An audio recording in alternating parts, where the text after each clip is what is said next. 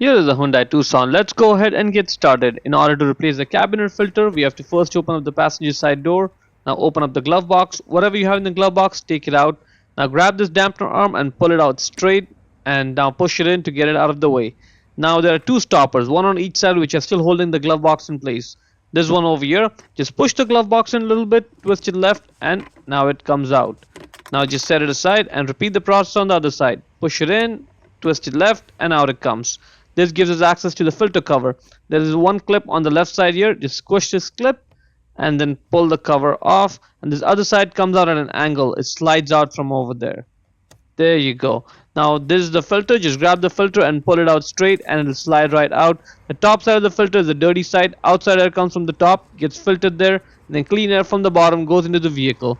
Now check the link in the description to buy the new one from Amazon for yourself. The airflow direction is from top to bottom.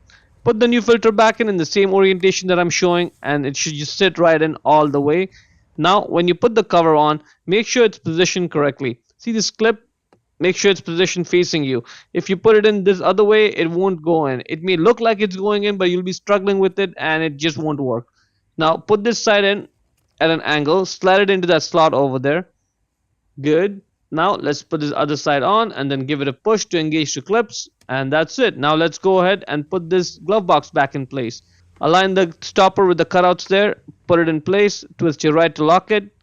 Same thing on the other side. Push the glove box in, align the stopper with the cutout, get it in place,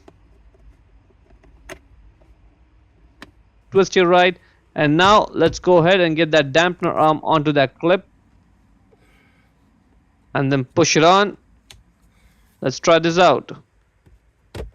This is working good. That's pretty much it, and hope you found it useful. Before we go, let me give a quick shout out to Naya Motors Inc. for letting us use the car today to film the videos. They are a used car dealer here in Ottawa, Canada. Check out the link in the description for their entire inventory.